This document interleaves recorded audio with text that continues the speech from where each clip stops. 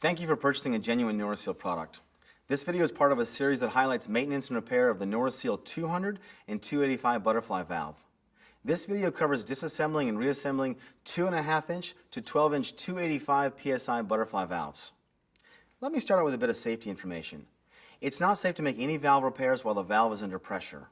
Don't loosen the cap screws or attempt to remove the top works, operator, or bottom plate until all the pressure has been eliminated and the valve has been removed from the line. First, you'll need to remove the valve from the line. Remove all pressure from the line and close the valve. Attach a hoist to support the valve and aid in removing the valve from the line. You can use temporary pipe supports to help prevent damage to the valve. Now remove the flange bolts. Remove all the cap screws from one flange and then the other. Spread the flanges so the valve can be lifted from the line without damaging the disc edge, O-ring flange seals, or face of the elastomer seat. Lay the valve body flat between two blocks or sawhorses to simplify the disassembly and assembly. Open the disc and remove the gear operator or other actuator and shaft key. Remove the cap screws and thrust cap. Now remove the split thrust washer, shim set, and O-ring shaft seal from the shaft bore, taking care not to damage the shaft. Next, remove the cap screws from the disc pin and tap the pin out with a soft hammer. Attach a sling to support the disc and prevent damage to the sealing edge as the shaft is removed from the body. Remove the shaft through the bottom bore of the body and tap the top of the shaft with a soft plastic or rubber hammer to loosen it, and then pull the opposite end. The disc will come free when the shaft has been removed. You can tap the seat from the body with a plastic or rubber mallet. The O-ring flange seals will come free as the seat is removed, and the seat O-rings will be in the counter bores of the seat. Remove the shaft O-rings from the grooves in the shaft. If you have an M-series valve, you'll need to take a few more steps. Inspect the disc O-ring for damage or compression set. If you need to replace it, carefully cut the O-ring and remove it from the disc edge groove. Don't pry the O-ring loose with sharp tools, which could damage the disc or groove. We have detailed instructions for this in the new operations and maintenance manual on our website at www.norriseal.com.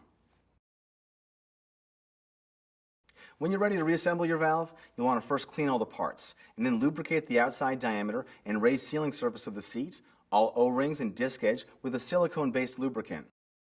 Remember, the valve must not be put under pressure until the top works, operator, and bottom plate have been installed.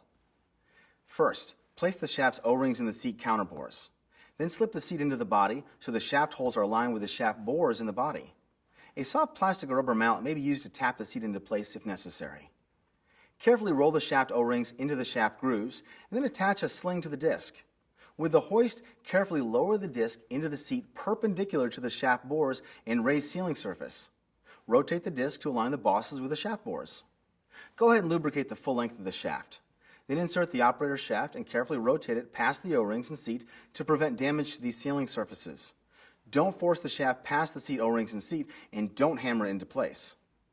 Now, rotate the disc to align the disc pin hole with a hole in the shaft. Insert the disc pin and attach the cap screws. You can use a soft hammer to tap the disc pin into place and then close the disc. Insert the bottom shaft O-ring in the counter bore of the body. We provide a set of shims to balance the self-centering disc and a split thrust washer and thrust cap to hold them into place.